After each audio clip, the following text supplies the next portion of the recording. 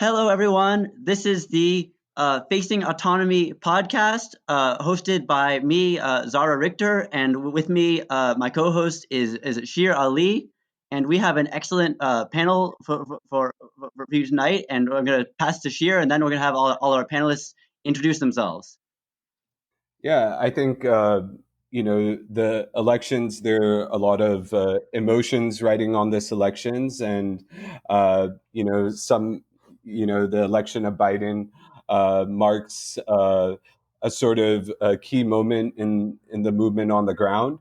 I think we've seen in Portland there have been huge protests and sit-ins taking place in New York. There have been some protests, and then there were mass arrests in Minnesota.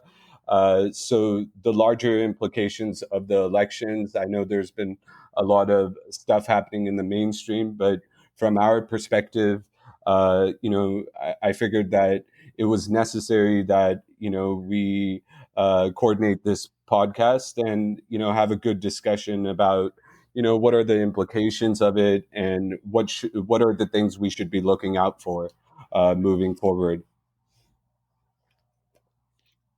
Yeah. And so we have a great panel. We want everyone to introduce themselves, starting with Silvia, and then everyone else just say who you are, and then we can start talking about what the implications of the elections are. Go ahead, Well, Silvia. I'm Silvia Frederici. I'm a teacher, feminist, writer, and I've been active in the women's movement for many years.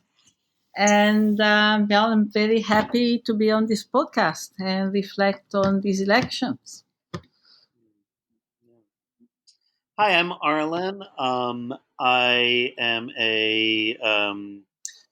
been an activist and artist for many years, mostly working in anti-gentrification and also kind of trying to work on various radical histories and make those archives available and, help to kind of debate and consider them. And yeah, I'm very excited to be here too. Okay, Will, do you want to go or Piper? Oh, I'll go. Hi, my name's Will. I'm a Marxist Humanist in Texas. I try my best to educate the philosophy of Karl Marx on the internet as best I can. I'm also currently writing a essay on a critique of John Dewey. The elections right now are very, they're very, I would say the conclusions that a lot of people are making about them are very dependent on just sort of a lie. Depending, like for instance, the coup nonsense, and also the Trump is trying to rescue us from a alien cabal of pedophiles. So yeah, that's pretty much it for me. All right, Piper. Good. Oh, can you hear me? Okay. Hi, my name's Piper. I am a trans woman. I write about politics and social science, and I have a YouTube channel where I make videos about politics and social science. I'm currently working on a book about the communist regimes of the 20th century. So yeah, that's me. Thank you so much to all of our panelists.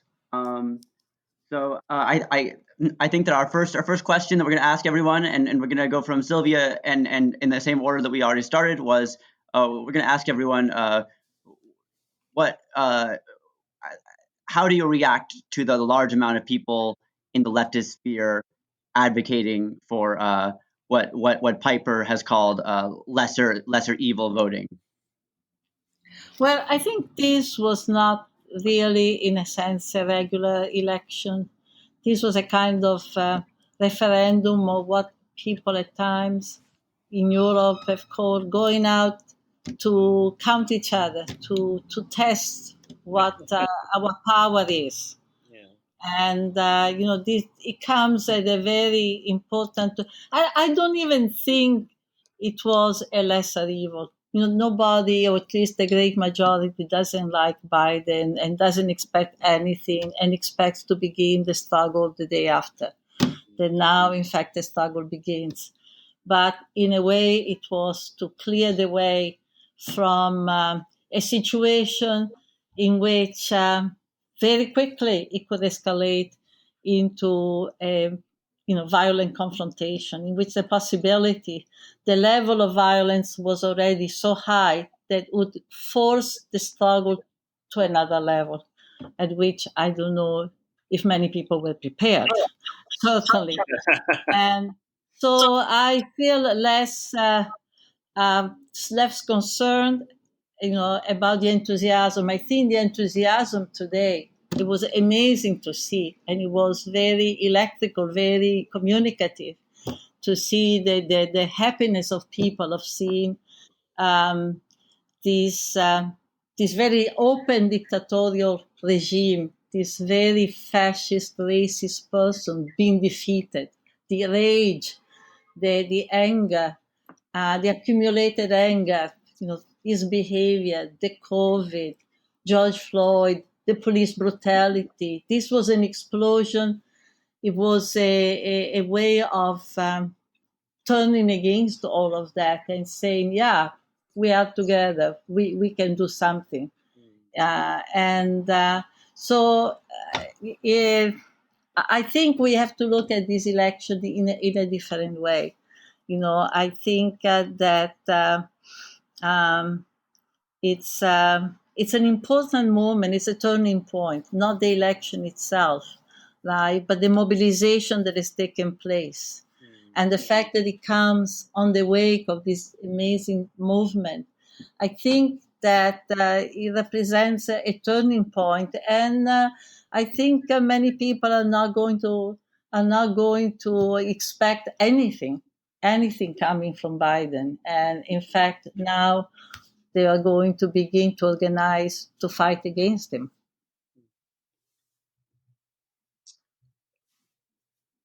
Yeah. Okay, Arlen. Oh no, I mean, I think what Silvia said was such a hopeful kind of analysis of the situation, and that would be, of course, my the best hope for what has come.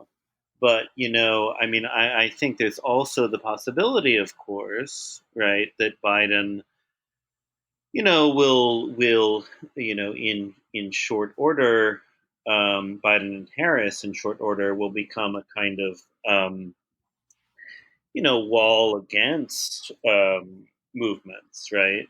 I mean, I think we only have to look at California right now, right, where Biden won by 70%, yet the electorate also managed to support these big tech, platform companies in writing, the worst and most punishing sorts of regulations, the most like profoundly anti-democratic sorts of regulations, right? So this was like Uber and Lyft, right? Like basically passing legislation such that they could, never be like have to pay overtime, workers' comp, etc., right? And adding the qualification and specification that it would require 7/8 of a Democratic electorate, right, to to overturn or add even an amendment, right, to this referendum vote.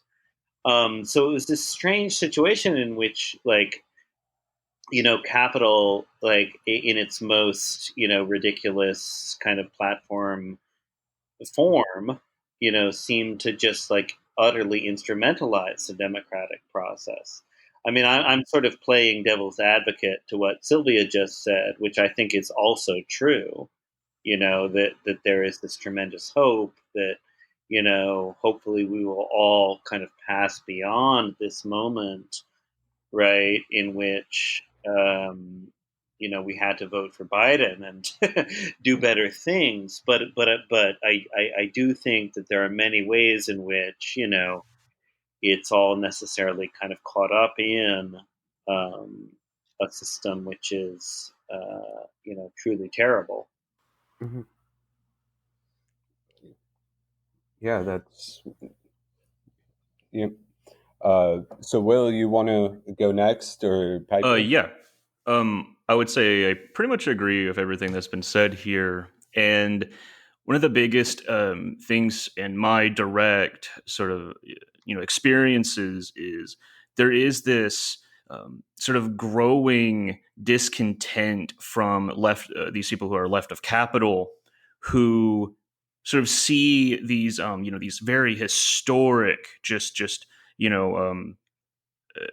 booms of like just resistance from from Black Americans. There was people who were actively destroying the fetishism of like commodities and supermarkets, and actively screaming their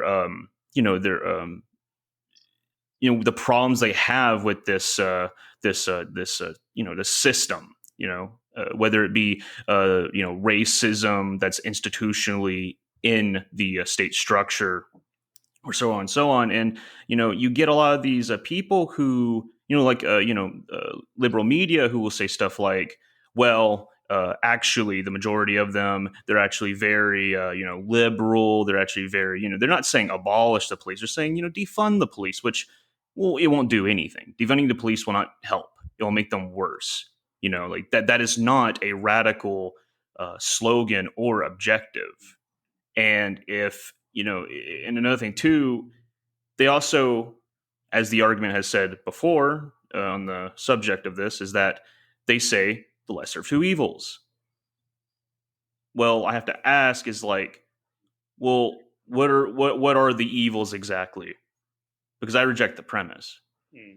To say that it's a lesser of two evils, you're just basically admitting that you're a populist, you're a nationalist. You don't think about the world proletariat. You don't believe in human emancipation. You believe in direct, mythical, incremental policies that will never happen. You could easily make a best of two evils for Trump. You can. Because we're taking them at their word. At the end of the day, the people that make that argument are not radicals. They do not seek the emancipation of mankind.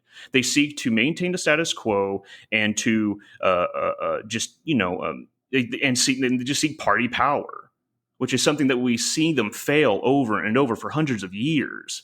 This type of electoralism. It failed to Bernie Sanders, and now they're trying to desperately, cling on to Biden as if he's anything but a Republican in blue. So, yeah, I see that the lesser two evils argument is very self-defeating and shouldn't be something we should see as a legit argument. Okay, I guess I'll go now.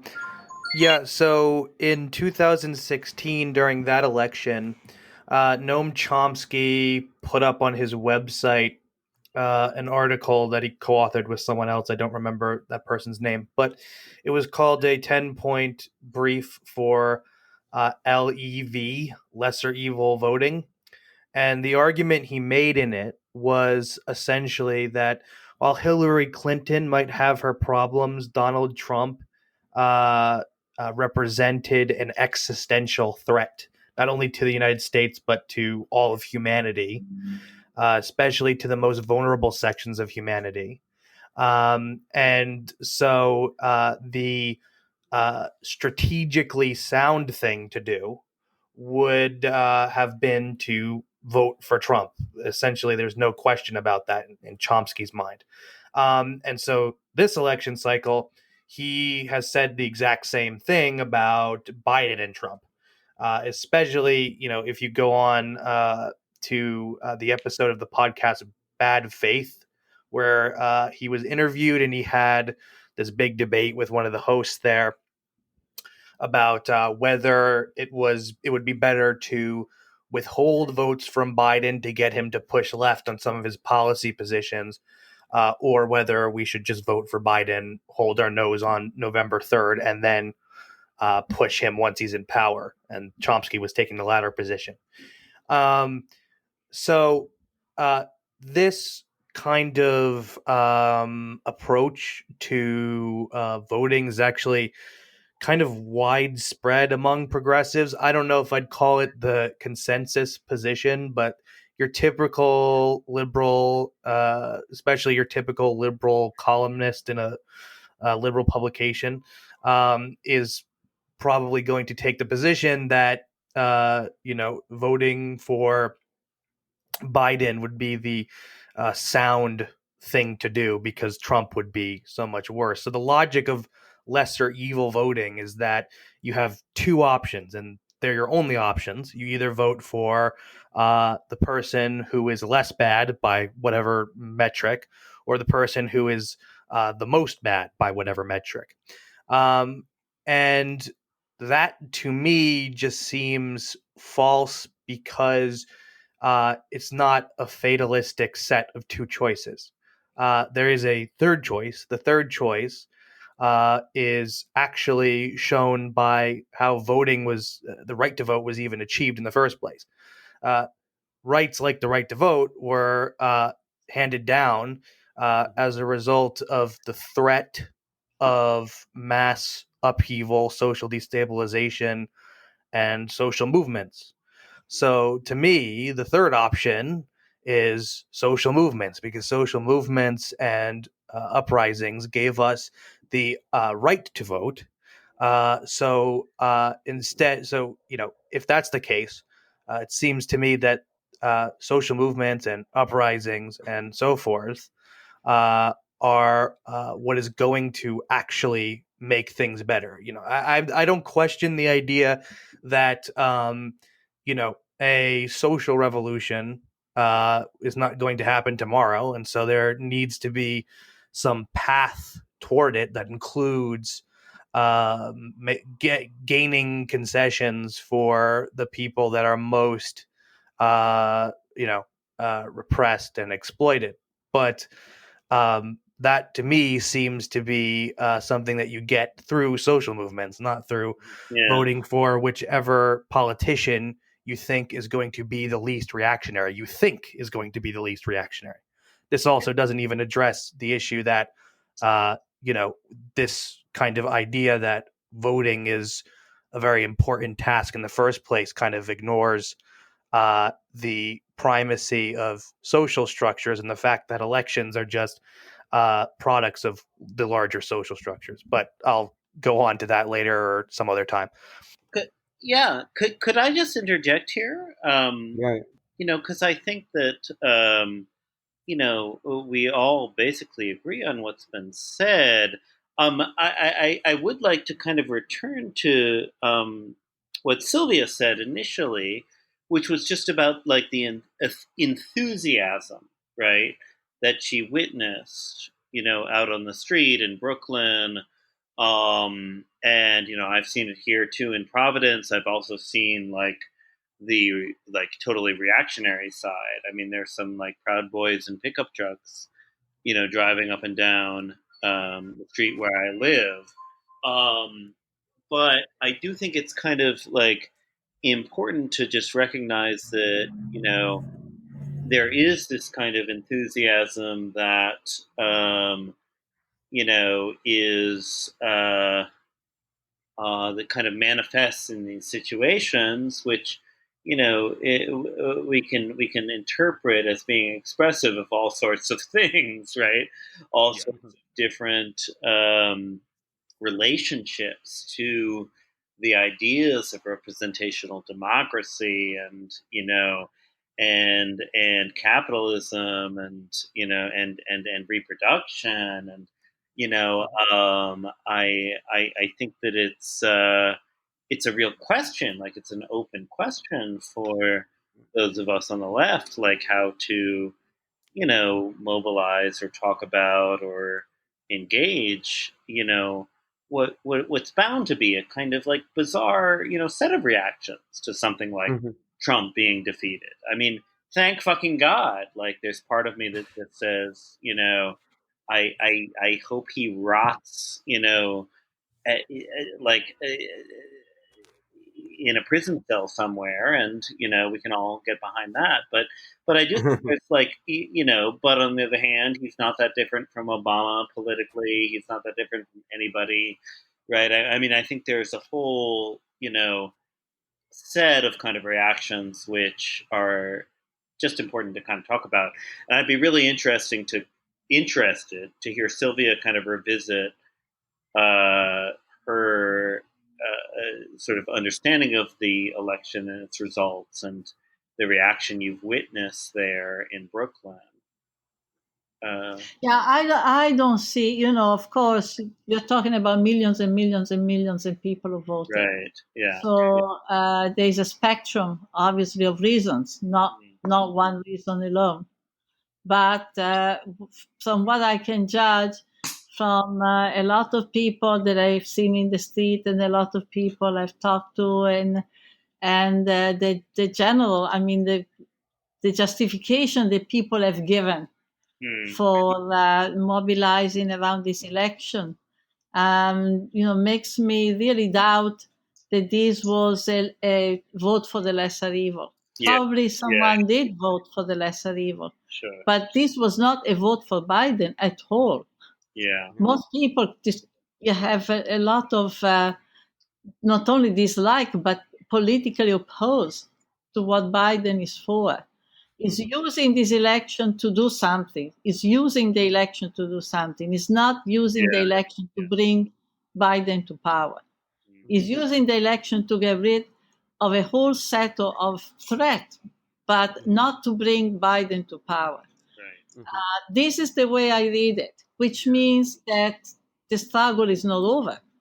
Yeah. That for a lot of people, the struggle is not over. Actually, it's only this part one, but part two begins now. And it's again, it's not anybody has any illusion. I mean, people have voted for Biden who knows he's an imperialist, he's a worsted man who has done all his best to cater to the right wing, and so he will have to be fought against. Yeah. But the election has been used. It's been a kind of popular use of the election to do something, to get rid of a whole state of intimidation. Of a whole, that's the way I read it. That's the way I read it, yeah. Yeah. I don't see it that it is a vote of confidence or even semi-confidence in Biden. It also And, in New York and Chicago, I saw the images, large part of the people in the street were black youth. And black youth who knows that is not the last illusion they have is that somebody in the presidency is going to change things. They know that it's the whole institution that has to be changed. That every articulation of the American state has to be turned upside down. They know that, and so they were festive. They were festive against this display of open racism, this violence, open violence, this call to a form of what in Italy they call squadrism, the stormtrooper. I think that's what it is at stake. I mean, I think there's also something to be asked of you, Silvia. I'm sorry to put pressure on you here in terms of questions, but I mean, I think you're the only one of us here who is old enough to have lived under an actual fascist government, right? In the historical sense, and I'd be really interested to hear, just like what you think about the relationship between, this kind of fascist resistance, right, which we've seen, and I think you pointed to nicely in terms of like a mass celebration of Biden, even by people who don't really support him and people who know that his politics are bullshit, right? That he's just a neoliberal Dem, um, and a kind of anti-fascist project in a situation in which there are actual functional Yeah, fascists. I don't Of see course, celebration of Biden. I mean, people yeah, had yeah, some, were carrying around this little thing, Kamala Harris and Biden, but those right, were very few. yeah, yeah, I don't see celebration of Biden, frankly. I see everybody wants to see the guy out. yeah, Everybody wants to see a whole group of people, right, uh, right, right, right, out yeah, and start the struggle at a level that is more favorable, yeah, that is not good, but at least where the power relations seem to Mhm. be more favorable, where you are not running immediately mm-hmm. into repression and violence, Yeah, okay, Yeah. where the violence is more mediated, and so you have more leeway. That's the way I see it, yeah, because I know people have repeated it over and over in the movements the last few weeks. You know, people want a national healthcare system. right, People want free housing, yeah, enough finish with the police. I mean, the defunding is like, no, but enough with all this, the killing, a whole program. I think over the last few months, uh-huh, we have heard the articulation of a very broad program right, and the Mhm. articulation of a realization that, basically is the system itself that has to change. yeah, Right? Yeah. I yeah. think there is now a much more diffuse anti-capitalism Oh, that's than, for lovely. Yeah, example, Yeah. when in the 70s or 80s, for that matter. I really. think that today, Excuse me, do you I actually think think it's so. more diffuse than in the 70s and 80s? Oh, I don't think that the movement Yeah. of the 80s Huh. was so much. Well, the hippie movement was not an anti-capitalist movement, for Oh, Yeah. example. right, right, Yeah. right. Right? Okay. And, Yeah, yeah, for example, today, even in the feminist movement, at least large section of the feminist movement, there is an anti-capitalist perspective. yeah, In the black movement, there yeah, is also an anti-capitalist. People may be critical of Marx, but the fact that colonization, capitalism, Yeah. racism are inseparable, they are yeah, part of an yeah. inseparable struggle. I Everybody, I think I yeah, there's a I broad consciousness of that. I mean, maybe I'm more optimistic, but there's also an influence from Latin America, which I think is very mm-hmm, important. There is a presence of Latin American politics, Mhm. in our movement now today in the United States, Mhm. and I think it's different. And I, I think that today this election, in a way, was a moment. The way, particularly, I saw it in New York. It's a moment, part of this movement mm, that has grown, Black Lives Matter, and broader, even the Black Lives Matter. This movement that has grown, since the killing of Floyd, but actually comes from way, way before, of course, you yeah, know, Mhm. has Mhm. been grown for years now. And, the election, in a sense, said this movement can do something. This Yeah. movement has the Yeah. power to push these racist, these violent men, these psychopaths away, and now the struggle continue. Now the struggle continue. Yeah. Yeah. And I was just going to add, in some of the protests, we saw slogans of we don't need any president, Yes. Yeah. and uh, especially in Minnesota, they blocked the highway, which I thought, maybe 20, 30 years ago in the U.S. would be, unthinkable, like in that, organized fashion, dedicated fashion. Mm-hmm. And then the sit-in in Portland, where now there's a huge fight with the fascists taking place. But more importantly, I also think that the elections inherently there's like this underlying consensus also between the two parties that we want to save the dominant order. But I Mm-hmm. think like what Trump represented was more of a white supremacist model toward doing that, right? And you know, I think that Biden represents, exactly the opposite of the demands that were being done in the Mm-hmm. streets, like defund the police, or there are a Yeah. variety of examples one could give. And I think there's something about elections and these entities, these political parties, these large political entities, I like to call them, which are almost immovable. They're able to they try to depoliticize an environment, and that's Mm-hmm. what's very interesting about what's taking place right now. Even in LA, there was same sort of slogans. We don't need a president. And there's that recognition, and and we've seen elections for so long, like across the globe, where both choices aren't really.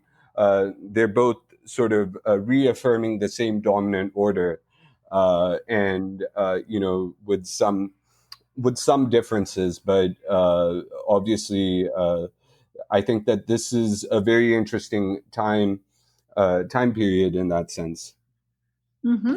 a crucial time period, I should say.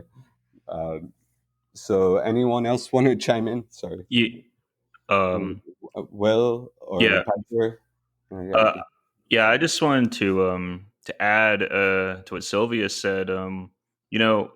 People didn't vote for Biden, because he represented anything that was like progressive for them. Actually, there was I believe it was a survey done.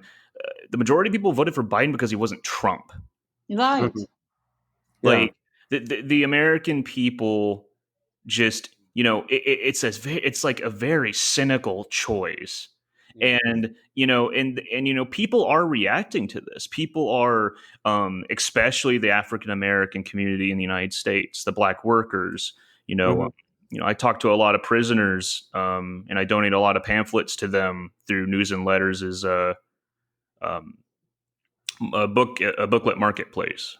And speaking of and even Duna Vizcaya talks about in her booklet, Black Masses as Vanguard, that the United States is it has a capitalist foundation of racism and hyper exploitation against innocent black people, and to these right libs or people who think that a Biden presidency will solve anything. Like it doesn't matter who's president. The police have a foundation built upon anti proletarian and anti black sort of just violence.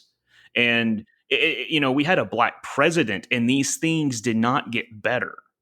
Mhm. Just because you have black representation in office doesn't mean that he represents the will of black workers at all, or any of their interests. And as I said earlier, um, you know, these struggles on the streets are evidence of the proletariat coming to grips with the contradictions of capitalism, and we're seeing signs of quality within class struggle.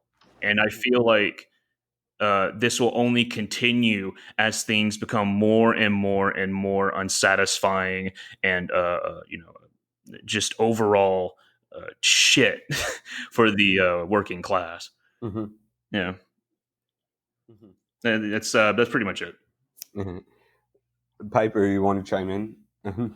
Yeah, so I think Sylvia is correct, at least from looking at the exit poll numbers, that one, a lot of minorities are keenly aware of the fact that uh, the last 4 years have been hell for them. And then also, the demographic that brought Trumpism in, the kind of white middle strata that had moved down in the social hierarchy as a result of what's called neoliberal globalization.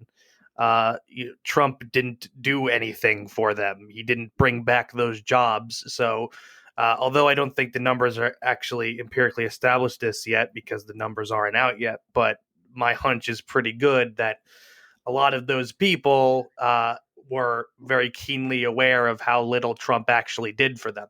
So if you combine that with the fact that Trump is actively terrorizing minorities the past 4 years, then yeah, I think Silvia is correct that a lot of people just voted against Trump rather than for Biden. But I think the clincher there is what got us Trump in the first place. Trump is not something that's isolated, or Trumpism is not isolated to the United States. This is something that Mark Blyth was saying back in 2016, that Trump was a kind of result of this worldwide tension between populations and states, where the states were increasingly slashing social programs and putting things in the hands of financial interests. And as a result, inequality grows and average workers see no benefits for decades on decades. And so, if that's what got us Trumpism, simply voting Trump out is not going to do much to rectify that broader situation. So when Silvia says the struggle will continue, the struggle is really going to continue, and it's going to continue continuing. So Exactly. yeah, if I I just may. I just wanted to give something to think about, or a quick question. How do you view the sort of arguments around declining American hegemony or declining American empire? Those sort of arguments, and around crisis, or those things, and those implications. We see in the far right there's a lot of discourse around civil war, and on our side it's social revolution, rebellion, those sort of things. So just like framing it in that sense, like how do our panelists view that? But before we get to that point, I want to bring up a further question as well.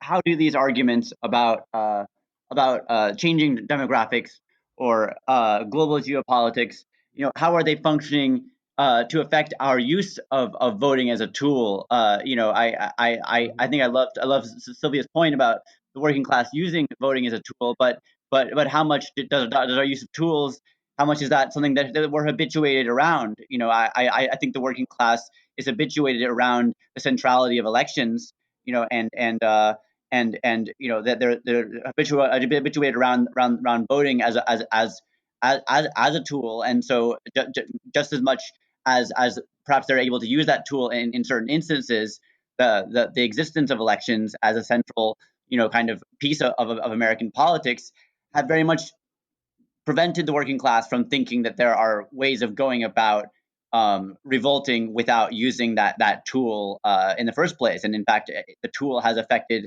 how the working class can use their own bodies, can use politics. And I am inspired by Rancière's book, Hatred of Democracy, for its thoughts about how democracy functions as a tool of policing. It polices the working class into kind of gerrymandered categories that are meant to summarize their politics, when their politics are, I think, as Sylvia mentioned, so diffuse as that they have multiple political interests that contradict one another, but are all policed together. So in light of that, I want to ask the panelists, starting, of course, with our elder scholars of what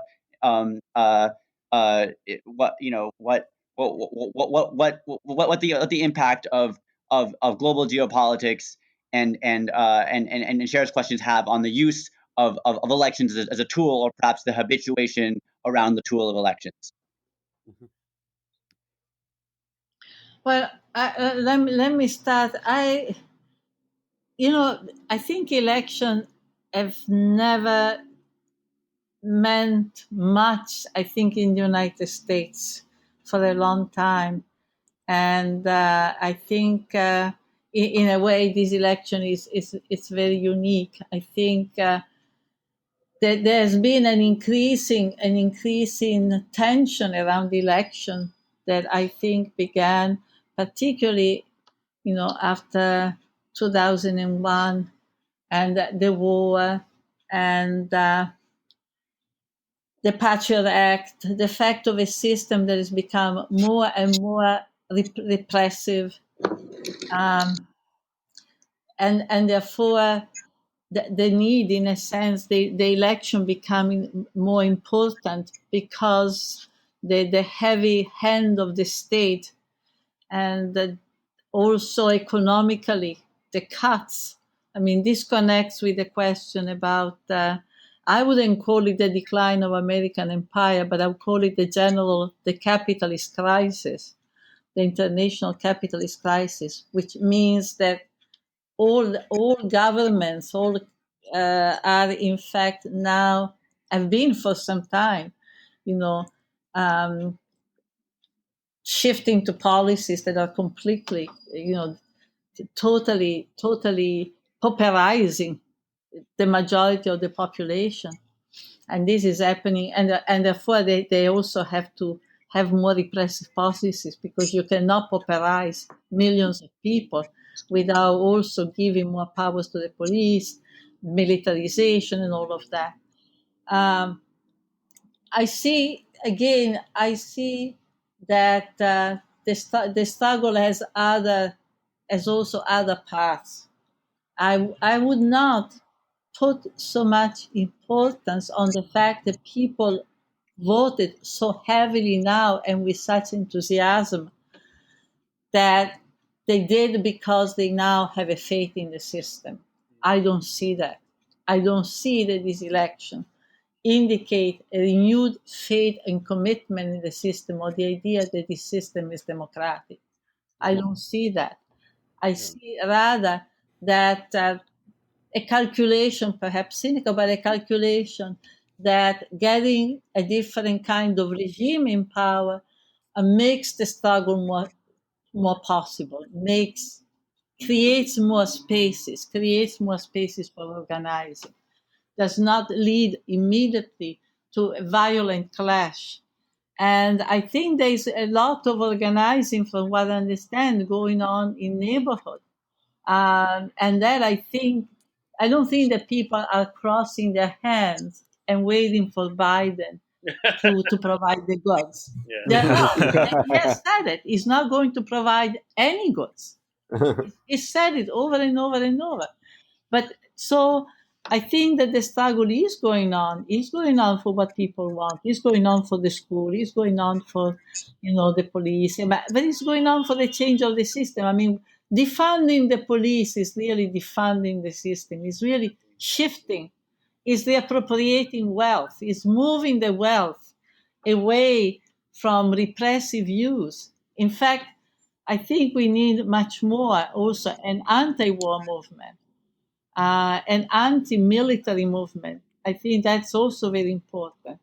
But moving away the wealth, from those uses, to in fact put it to the service of reproduction, put it to the service of community, and so on.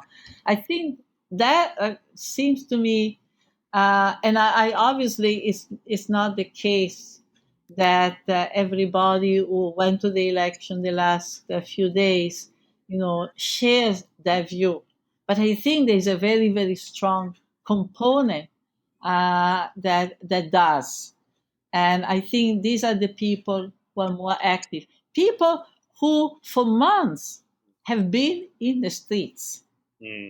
And I've realized in those months that being day and night in the street is not enough.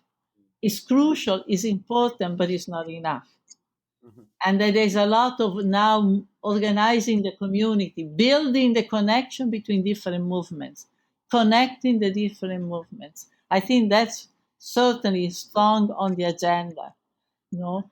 And that, I think, that's, I don't know, maybe I see what I want to see.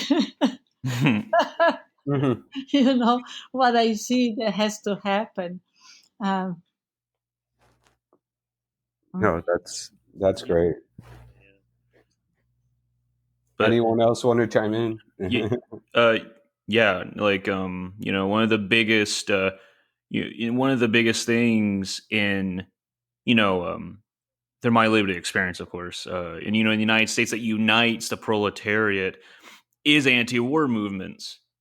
Literally from the very beginning, you had a mass sort of movement based around three military gentlemen in the South who refused to go to war, Mhm. and this is where it all started. And white working class, black working class, we're all united against the just this brutal, needless killing of innocent people.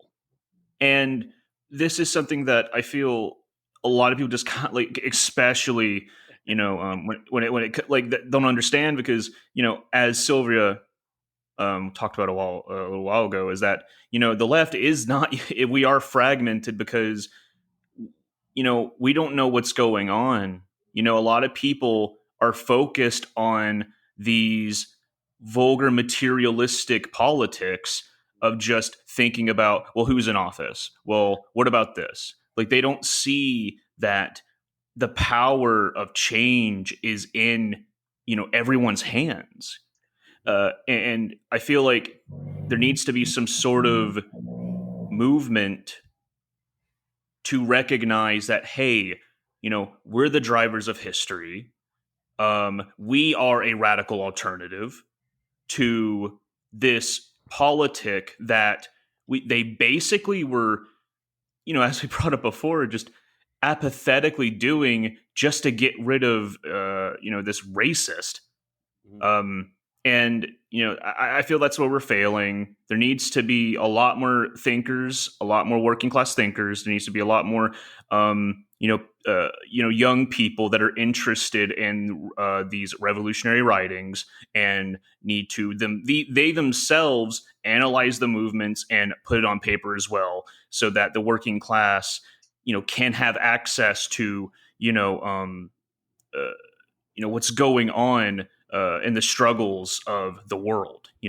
That's just how I feel about it, personally. but there's a lot of organizing going on.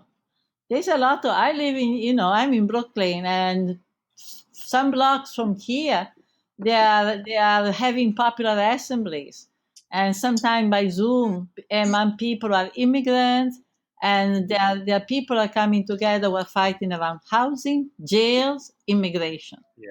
And they are connecting with people in Mexico.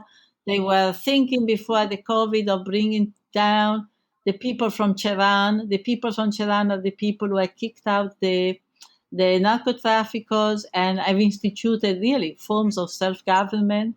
And people here are connecting with them because they want to see, how to run in the assembly, and the whole issue of self-government is on the table. There's a lot of stuff happening. Yeah. It's a really interesting, we are not, and I think the influence also of, of immigrant people, it's very strong. People now know about what's going on in Latin America and so on. And in the Black community, there is not much expectation from, any white, but even among Black, because they know about Obama. I think that there's a lot of criticism in the Black community, for example, about the Obama administration, which was not true the first 4 years. Unfortunately, the first 4 years, everybody was frozen. during the Obama administration. That was a major setback in a way, unfortunately. As much as inspirational might have been for Black youth to see a Black president, but it was very, very, very. But now that experience, I think, has led. Imagine people have come to the point of being critical of Obama. Imagine if they have hope for Biden. They don't have. They don't have. I think there's an understanding that work has to be happening in the community. And so I think there's actually, there's not just a demand for defunding the police. There's a lot more. Yeah. People are dealing with the schools. People are dealing with healthcare. So I'm more optimistic about the level of grassroots organizing that is taking place. Mm-hmm.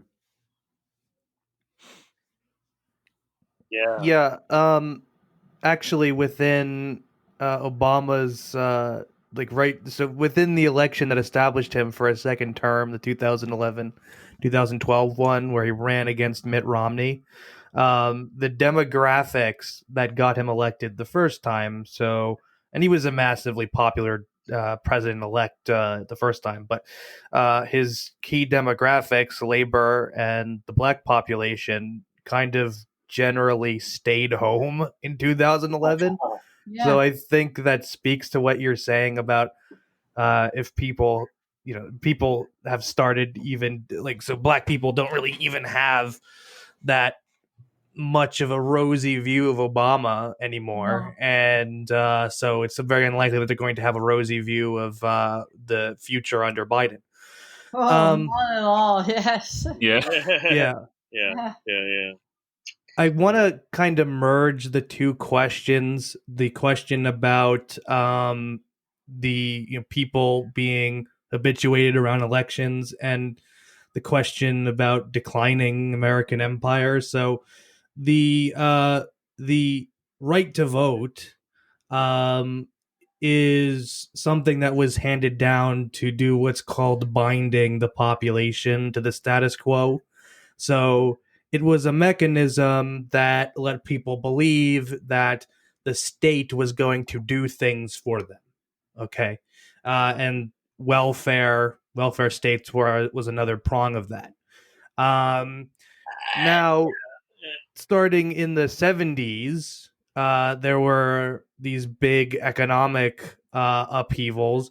And so basically, just as a general systemic trend, you had a crisis of overproduction.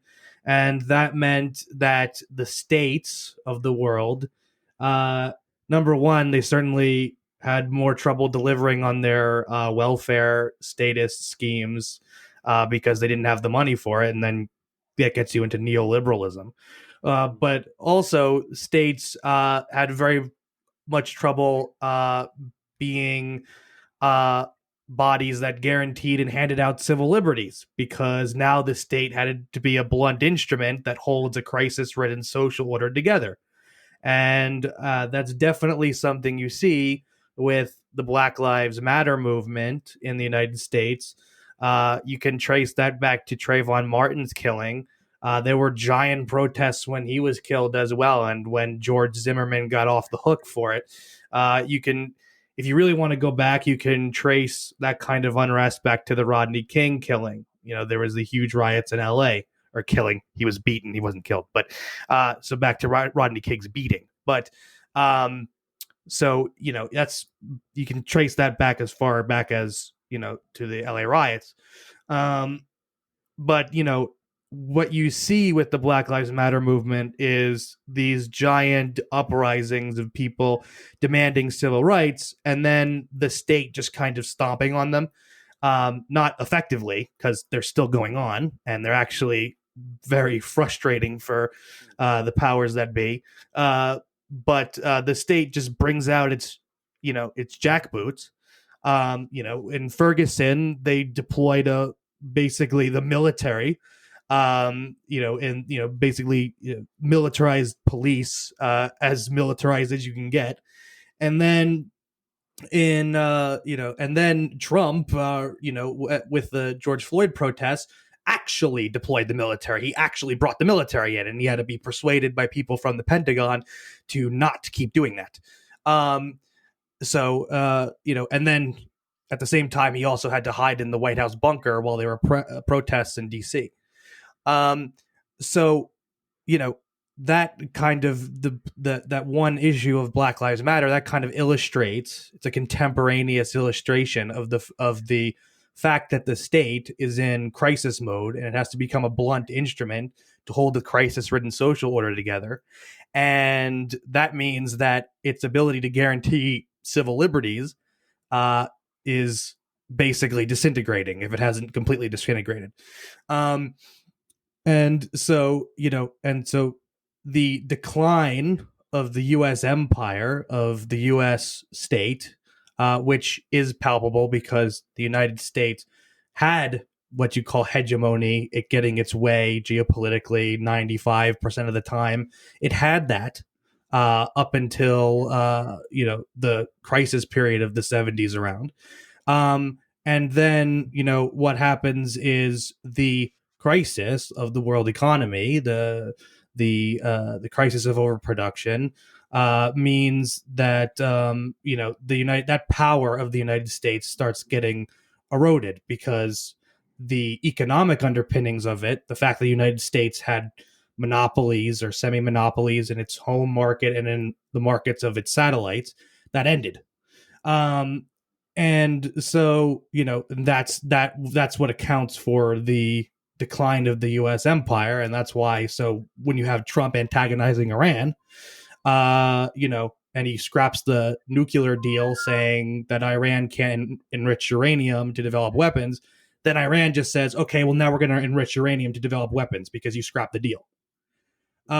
So really, the whole thing is, it's both a crisis of the United States empire and a crisis, as Silvia said, of the whole world system. And the crisis of the world system is what's driving and producing and has produced the crisis or the decline of empire. And where it relates to voting is now there's a marked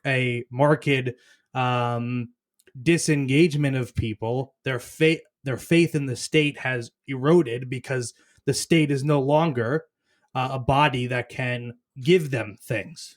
That the idea that the state is going to give you things, it's going to represent you, it's going to give you some concessions, is not a thing anymore. So that's my rant. Yeah, like the sort of, for lack of a better word, stage of capitalism during the Soviet Union, where state capitalism was a world sort of evolution of capitalism, that still is a part of the world system right now. And it's like, we have an oncoming crisis where the state itself is just a part of just straight up a part of the capitalist market. And it's just like, as Piper said, like the state can't do anything. I mean, there's one thing that capitalism historically could do in order to fix things.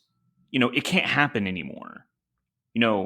War, in my mind, the destruction of capital, it's very unlikely. We have a moment where, we have created these, these things that could just end all of us if people just lost their minds, like it. But yeah, I totally agree with Piper here, and also, the crisis of overproduction. What's pretty funny is that we're seeing this in not only the United States, we're also seeing this in the Chinese empire as well. China is also going through their own little a little bit of crisis of overproduction, and the only reason why COVID basically steamrolled them essentially. Yeah, and one of the things that's keeping them breathing, and this is the the reason why I feel like people should be more, having their analysis based around, political economy is because China and the United States need each other. The only reason why China is not just outright just dying is because their crisis of overproduction is being alleviated by, exporting their things to the United States. Like, these two gigantic imperialist powers need each other. And the media does not want you to know this. They never mention it. So then to the average, proletarian or, petty bourgeois, they're just like, oh, China's a evil communist, blah, blah, blah. But it's just like, there needs to be more radical, analysis to say, no, appearances aren't everything. The essence of the matter is that China and the United States are best friends. They need each other's coexistence. Yeah, well, don't you think that's an important, very important point, and one which, I think Silvia comes from a long tradition of discussing, right? Is, the ways in which a certain kind of mode of production has been consistent across, ideological divides, right?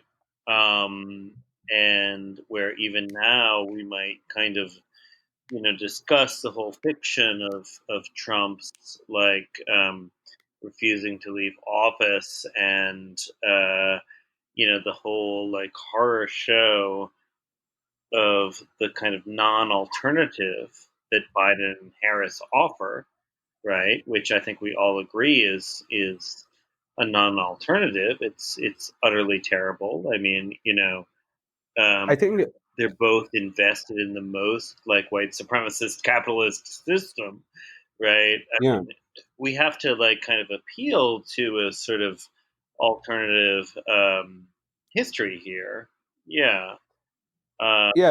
But I just wanted to add something, Arlen. Sure. I think I understand what Piper and Will are saying, but when we think about the crisis of overaccumulation, we also talk about primitive accumulation and the various outlets through which commodification occurs, right? And the various the multiple forms of capital that can be formed. I think that under a Biden regime, we may see more primitive, ongoing primitive accumulation abroad, but but even in say Bolsonaro in Brazil is a perfect example, or what happened in South America, the violent manner in which. So that's where I think that's what actually scares me about people like Trump, right? When you think about white supremacy as a concept, it has a very Malthusian, it has a very sort of that sort of background, and I think targeting Muslims, targeting the trans community, targeting feminists, or the LGBTQ community, Black activists. It's just been across the board. We've seen that, and I think Biden will export that abroad a little bit. And we've been. Yeah, I mean, I do think Biden, right? Which I don't think if we get into this idea that capitalism is running out of steam, there are always outlets, right? And and I think Silvia probably a wake up George talk about capitalism running out of steam, in terms of thermodynamics, and George Francis's writings on that. But yes, indeed. I mean, I think that it's happening, but and the notion of class struggle has also changed, which is really important. But before we get into the alternatives or the movement leading forward, I want to just add the role of the police. And when we talk about far right protests, one thing which I found very novel was that these are people who have always been on the side of the state and the police, right? Right. So Indeed. so Yeah. that's why you get such weird sort of slogans Yeah. at their protests and weird sort of outlandish or non-rational, right? Because and I think that I would like to get everybody's opinion on that, because like we saw the role of fascism in the 19th. Well, we didn't see it or experience it, but we've seen at various times these. Well, the way I understand fascism was it took away the working class from the communist sort of movement, right? On a certain level, and I think and that was done violently. It wasn't done in a way, and we see that today. The current forms of proletariat that are mobilized, and like whether it's Latinx or Black proletariat or these things, uh, they've been done in a way which I think has targeted, it's a certain entitlement, right? And it's a sort of like a colonial logic almost, Mm. which is backed by. It uses religion. It's non-rational. Is my point, right? Uh, and so you see liberals, they're always like fact checking, and I think and that's the thing. I think when we think about these, so I would love to get your guys' opinion on that.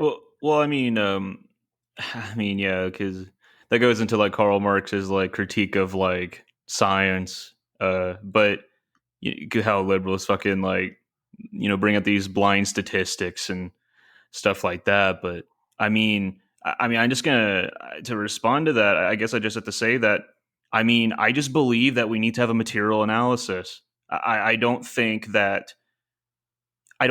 it is enough to just look at fascism, especially since Trump does not have a backing of the military, and even then, we've only been hearing about this coup perpetuated by these career Democratic news agencies, and it's starting to be puppeted by so-called leftists. I do not believe that Trump is while he is a racist, I just don't believe that he is enough of a threat to have a coup. He does not have he does not he obviously does not have the backing of the military. The closest thing he has is the police, and even the police seem to be solely motivated by their own activities they've been doing for years. Like, even if we get Trump out of office, these racist institutions are going to be racist institutions. This is not like a question of like what can we like how do we, like, as soon as we get Trump out, like things will get better. And I'm not saying that you're saying that. It's just, in my opinion, the only way that we can have a true analysis is if we have a material analysis, and when grounded in the geopolitical atmosphere at the time, and also an analysis of class struggle on the ground, which we've been talking about so far. And once again, to have a radical alternative to contemporary politics, which has not been a big deal as of now. We do have these protests, but at the end of the day, historically, the reason why these protests always get co-opted, like how the abolish the police turned into defund the police, is because there hasn't been any grounding in a revolutionary theory. And to me, that's one of the things that we really need to build on, is to have a radical politics. And that's pretty much say about that. That's great. I think several people, including Sher and the person who just spoke, that was Will, have responded to Sylvia's point. Sylvia, do you have any rebuttals to these arguments? No, actually, I have to go very soon. But what I think I'm not disputing that we don't need class politics. I'm not saying, but I'm saying that to interpret the fact that many people have gone out to vote and tonight they're celebrating as the fact that they are exclusively relying on electoral politics seems to me too limited. I believe that the people who have voted are also people, many of those who have voted are also people who have an understanding of class relations, they have an understanding that the institution have to be changed. They are in some ways organizing, and that of course is a whole broader discussion. What kind of organizing do we need? What kind of movements, etc., etc. I resist jumping from, the fact that tonight everybody's opening a bottle of champagne because Trump is gone, to the fact that this is all there's going to be. That this is a sign of people depending on the state or looking at the state. I don't think that many people are looking at the state now. Not at all. Oh, They don't want the state to go to the street and kill them, organize, the Ku Klux Klan and whatever, Proud Boys, etc., etc. They don't want that kind of. But I don't think that this is the end or an alternative to, class politics. And sure enough, I mean, yeah, I'm not suggesting that that we have great movement and movement that are very, but I think there's a lot, and I think that's another discussion. I think that's another discussion. What is the relation of the unions to the movements? What is the relation of, what are the movements that are really now driving the struggle? What are the main demands? And what kind of organizing is going on in the community? That's a whole other level of struggle, right? I think when we talk about the election, let's not isolate the election as if people believed that they were going to really solve. The election was a move. I see them as a move, not as a real politics. Yeah. Yeah, as a move within a broader horizon, as one move within a broader horizon, not as this strategy. No, I don't see them strategically. Right. Yeah. Silvia, Can I say something? Sylvia, are you heading out? Yeah, I think I need to. Yes, I think So I just had need to one head last out. question. Yeah. Sure. Any messages moving forward? What would you tell the people on the ground, or just like just moving forward? Any message? Last thoughts. Well, the last thought is that what I was suggesting. I mean, what I think many people are now trying to achieve, which is to see how do you connect the movements. To see, I think that one important transformation over the last month, for instance, that everybody has noticed, commented, and been inspired by, has been this large presence of white youth, of white people in the Black lives. And so the idea that we might be able to actually work on a kind of movement where we don't have the usual divisions. And to me, that to see a movement that has a strong feminist, ecological, and strong anti-racist, anti-capitalist, this is what we need to build. And then of course, we have a whole broad spectrum, not of demand, but of organizational terrains. I don't think there's a question of demand. It's not a demand, but organizational terrains. Because those organizational terrains, to me, have to do with two broad strategies that have to take place at the same time. One is reappropriation of what they've taken away from us in form or another. The appropriation of spaces, the appropriation of housing, the appropriation of wealth. And of course, this implies, not only defunding the police, but basically it really means a whole rechanneling of social wealth. And the other, building forms of self-government in the community, beginning to build the kind of organizing in the community that begins to implement forms of self-government. I'd like to see, for example, that, when I was excited to hear that in Sunset Park, they were beginning to have popular assemblies, like, at different times in Latin America, to have those kind of spaces of collective decision making, where people can decide, for instance, whether it is health, whether it is education, and, begin to retake into their hands, the kind of decision making power. I think that's one of the fundamental issues, and I don't see that casting a vote for Biden was in a way an act of self-alienation again, of political self-alienation. I don't see it. I see that people are very motivated. They are very motivated to change. There's a lot of anger. There's a lot of, desire to something different. And, I think, I think the next month, there's a tremendous amount of work to do. There's a tremendous amount of work to do. And, I think, I don't know, I have confidence that there is a strong will to change. Yeah, thank you for that. It's a very encouraging statement, and I think that we should all be striving for these goals. And thank you again.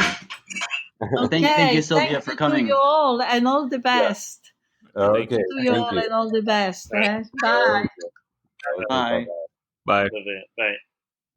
Yeah, thank you.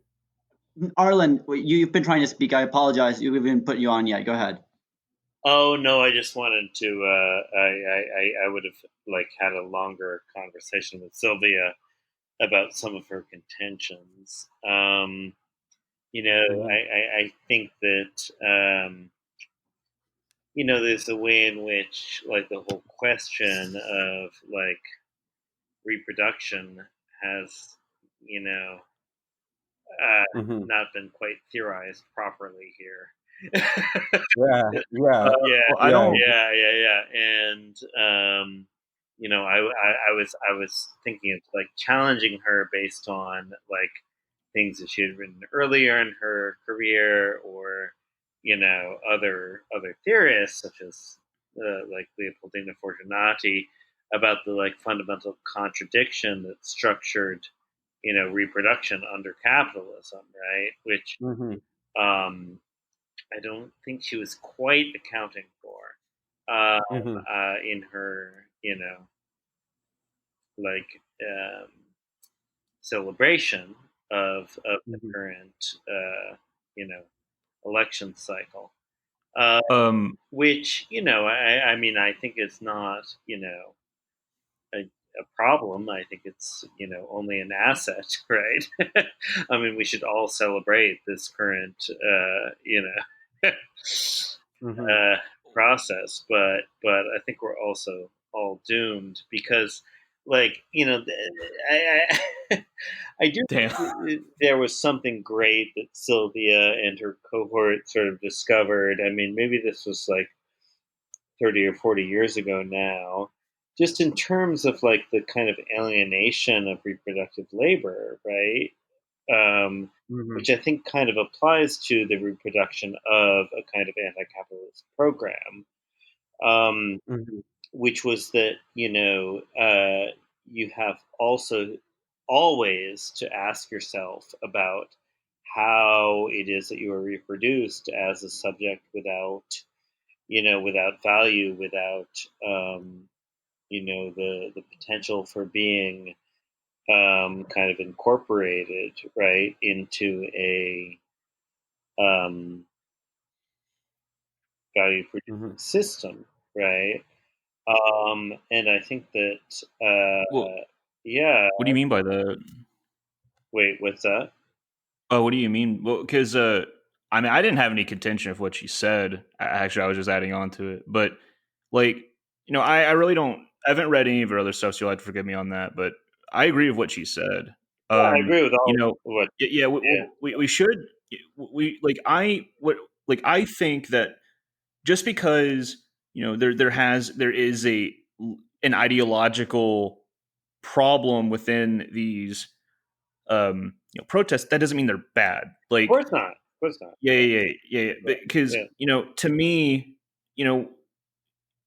capitalism will always produce its opposite. It doesn't matter, and it doesn't matter if because there's more types of alienation than being alienated through value, being alienated through your own labor as well, and from your own like free time and family relations of others, and just overall feeling like a machine.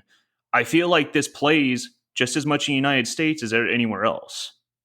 People are miserable, people are homeless, and we are seeing these movements pop up because of this miserable society. Yeah, very true. Very true. And but I'm not quite sure what you mean by like all these different miserable people. I mean, but those are all devalued people, right? I mean, we're talking about like a kind of fundamental distinction between value and non-value, production and reproduction, which I think is still like functioning within a capitalist system. Well, I would have to. Well, I mean, because I get the distinction, and I don't mean that they are miserable. I'm saying that like they're sad. They're depressed. I'm just making sure that's clarified. But that's like arguing on the level of affect, which I don't think is one that we're really arguing on, right? That's. I mean, look, like this is what makes people want to be free from this value producing alienating system. Like this is the absolute of the dialectic that we're talking here of class struggle.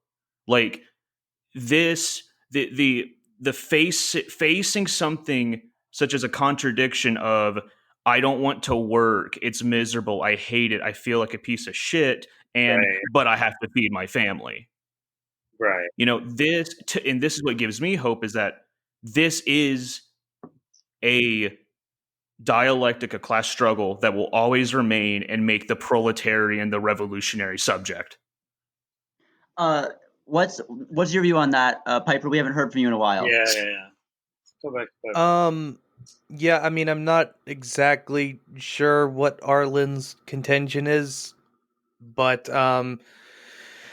in terms of hope, I think any pessimistic view is kind of an underappreciation of the situation, because in whatever whenever it happens, capitalism is a social system, and social systems don't last forever. They fall apart at some point and something new replaces them. Now, I also think that to be an optimist in a kind of naive sense is in error as well, because the thing that replaces capitalism, the social system that replaces capitalism, doesn't need to be a good social system or a better social system. In fact, it could be something worse.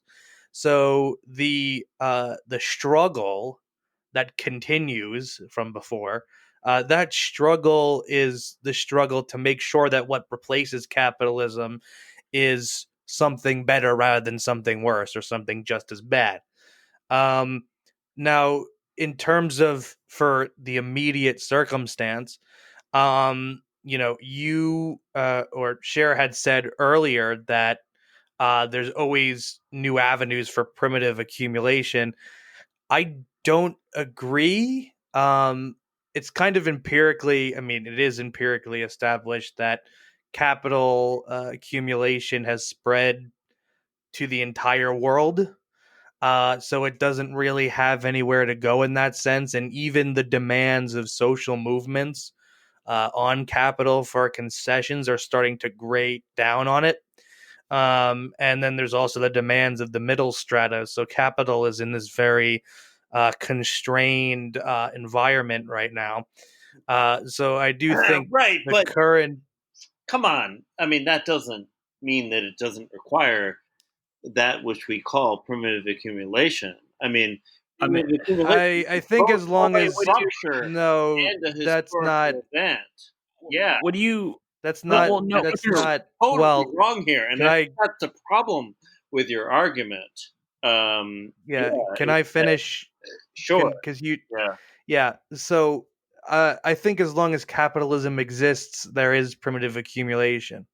I'm not saying that primitive accumulation stops. That, right? Well, your addressing of what I said kind of seemed to imply that for some reason you think I thought otherwise. My main contention is that there's not going to be avenues for a primitive accumulation sufficient to keep the system going beyond the next 50 years. Well, no, That's Exactly. my contention. But capitalism can also invent new forms of primitive accumulation. I mean, this is a classic thing of, a basic review of aparismo, right? Where Tronti famously said that, if the working class does not divorce itself from capital, then, capital will divorce itself from the working class, right? I mean, it's a very basic notion that capital can figure out how to, do some primitive accumulation any place while destroying whatever, basic ecological. Well, the thing about that is it's run out of place. Is the problem? Hasn't. That's the thing. Hold on. Yeah. So okay, so it has. Look, that's been empirically established. Since the dawn of imperialism and neocolonialism, right.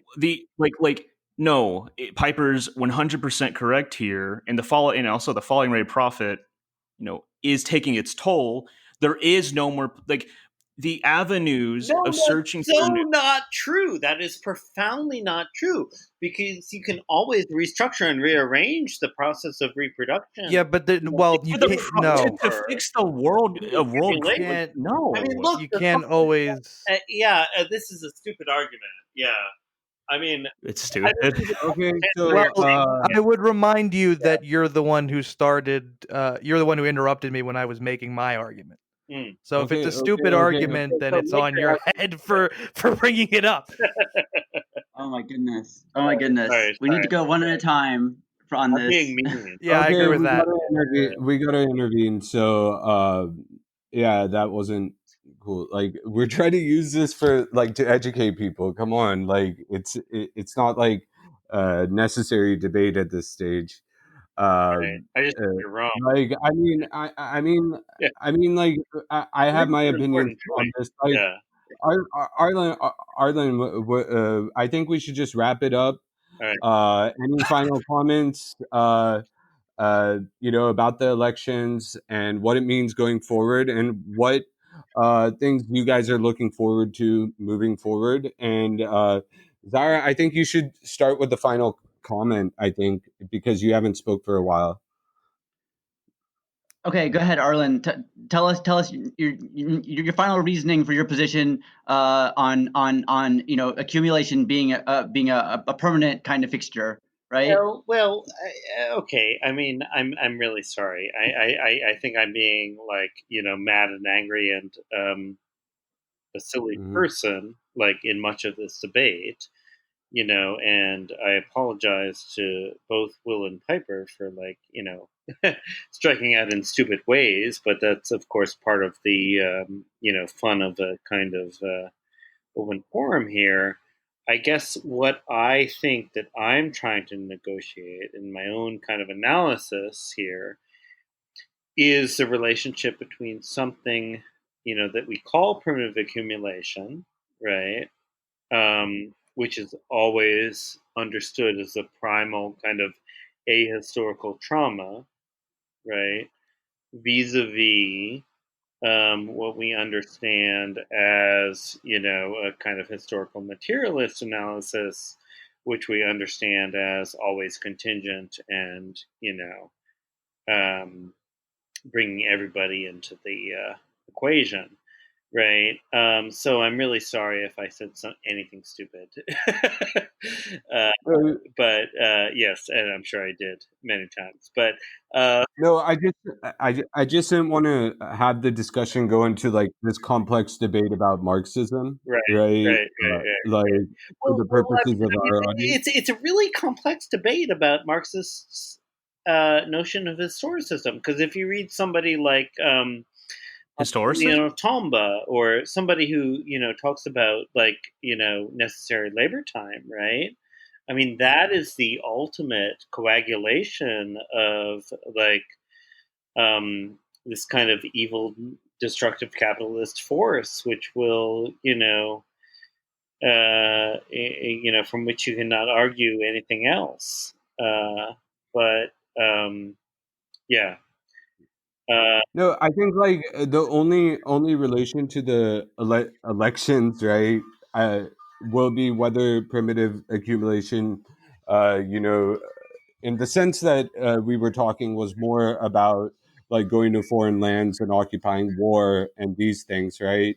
Well, Uh, yeah. Of course. I mean, Biden will be like, much more violent, in terms of foreign Wait, policy, right?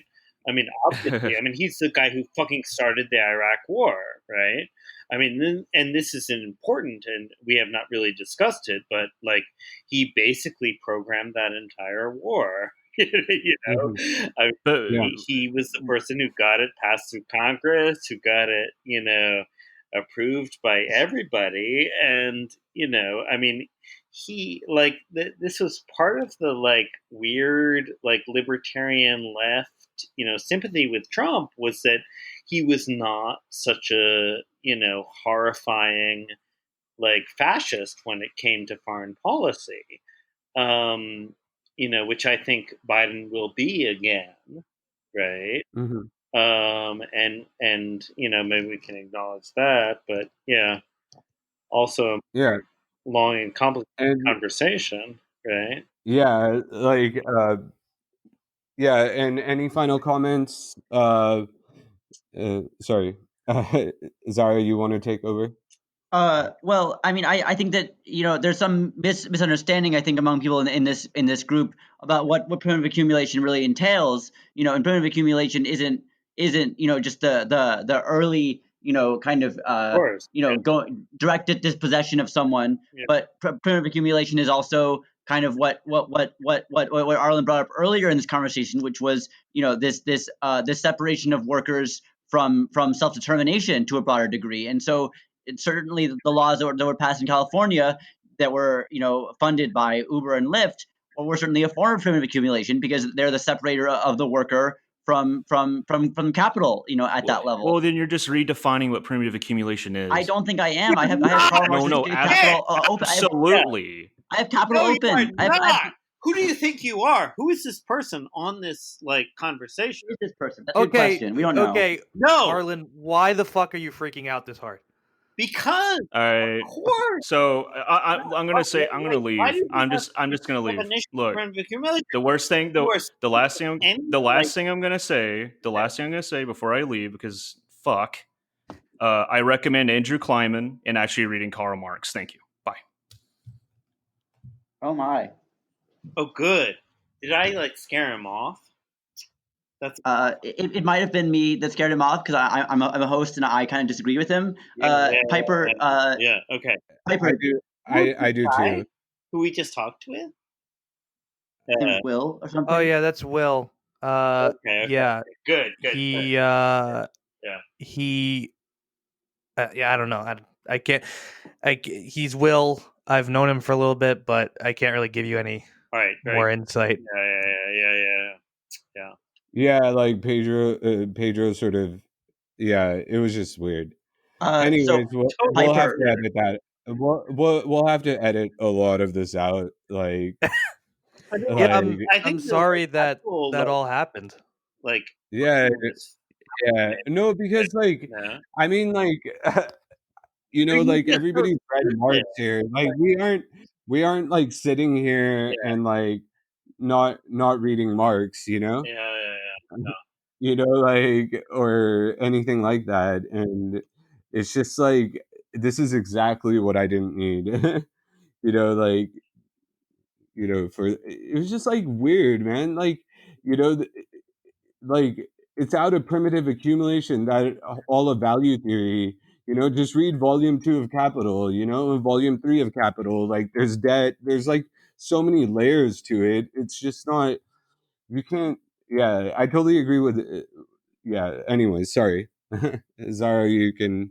well, I mean, I was, I was gonna kind of I agree with Arlen overall about with Arlen's arguments about reproduction being something that I guess Sylvia didn't speak to, and I think this Will person, I don't know to what extent they'll stay in this discussion at the end product, but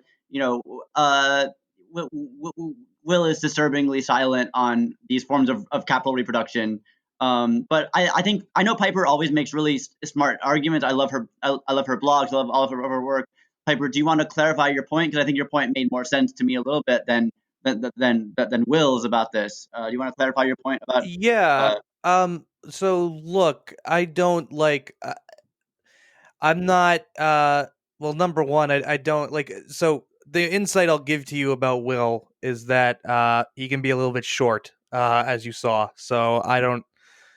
Even though he, I guess, was on my side in that disagreement, I don't. I wouldn't have just dropped out of the call and told people to read Marx. But so you know. Uh, but so I mean, my argument, I guess, my disagreement with Arlen is that is about whether the current crisis is structural to the point that it's going to lead to the end of capitalism. Arlen doesn't think so. I think so. The reason I think so is because of the things I described with the geographic limits of capital accumulation, and also the limits imposed by social movements and middle strata demanding more compensation. Now, Arlen's, I guess, response to that was, well, you can always find ways to reshuffle it. And I would just say that that's not true, because social systems, all systems actually, biological, physical, they all break down at a certain point, and at that point the reshuffling isn't going to help, and I think we're at that point. And I mean, yeah, I guess that's all I have to say about that. No, that's a great sort of way to contextualize everything. Arlen, can I say something, then you say something, and then Sure. we uh, Yeah. wrap it up? Yeah. My only thing is, yeah, my only what was I going to say? Yeah, my only thing is that this is sort of what you're pointing to is when bottlenecks occur, or capital spaces for capital sort of shrink, right? The alternative is a territorial, sort of feudalistic sort of solution, which is war, right? And war, violence, and those things, and Yeah. and imperialism, and those things come into play, right? Uh, and I do agree somewhat, now that like Piper has sort of clarified that a little bit, with Piper's point, at the level that Piper's talking about. Yeah, no, I mean, I think that's great. And yeah, I just have to say it was so enjoyable, like, having this conversation with y'all. And I think it's worth like revisiting and sort of like going back over it and like figuring out, okay, what is our position exactly? Yeah,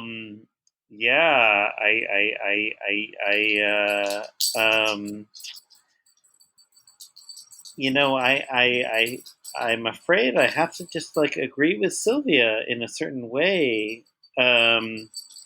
That this like is this certain form of organization around the election like had more or less not much to do with the capitalist demand for a kind of liberal representation.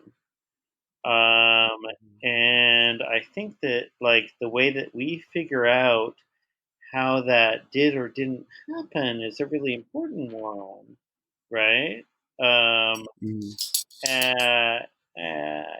Yeah, I guess that's all I would say. Mm-hmm. And we are gonna close up this conversation in just a few minutes, but I'm gonna add a last closing thought that I think one of the major disagreements we've had in this panel is yes, the election has been depoliticized. Yes, the election is not a standard political election. Is that a result of capitalist oppression, or is that a result of the working class? Yeah. And I think that a lot of people in the podcast do not agree with Sylvia that that's the result of the working class. I did side with Arlen on this point that capital is reproducing itself. Even when we think it's not, even when we think that this election was apolitical, it was just this practical move to get rid of an inefficiency. That's capitalist still reorganizing itself through that and still reproducing itself through that. And I would add to Arlen's point that the nonprofit industrial complex is also how capitalism is reorganizing politics or concealing politics behind these alternative means which seek to go around actually dealing with class struggle or worker conditions. And like the nonprofits and the elections are both working together to keep things not political at this point, and to make sure the election is something that people are using very cynically, and I don't have any hope in, because the hope is not possible. I guess I agree with Sylvia to a point about the election being apolitical, but I don't agree with her about being hopeful that what's happening afterward is going to actually push anyone in any direction, especially not Biden to the left. But I'd love to see. I'd love the disagreement. I'd love the centering of Sylvia's viewpoint at first. And Will was a little bit annoying, but I think that his perspective was a little bit useful at points to kind of get this conversation open. I mean, but thank you to all participants. Thank you for giving us this great conversation. Okay. And I do regret that we didn't get to talk to all of you on a more personal level, and that we've instead gotten all these voices that we haven't gotten enough time with. We did get a lot of time with Arlen at one point, but we've gotten a lot of voices, and we haven't heard a lot from Piper. I would even be willing to talk to Will more, and I do want to talk to Silvia more. So we've just gotten a lot of people together, and that's made it more confusing. But I want to hear from all of you. This has been a great podcast. This has been Facing Autonomy's, I think, 8th podcast, maybe 9th. I'm not sure. I'm bad at counting. But we're doing great. This has been a great conversation. I think we've gotten some really interesting points that other people have not approached at all. So thank you so much to all participants. Thank you, Sher. And keep listening to Facing Autonomy, those who are hearing us for the first time. Thank you. Goodbye, guys. Yeah. Goodbye. Thanks for the opportunity to talk. Yeah. Okay. Thank you, Piper. We want to talk to you again. All right. Thank you, everyone. Bye. Bye.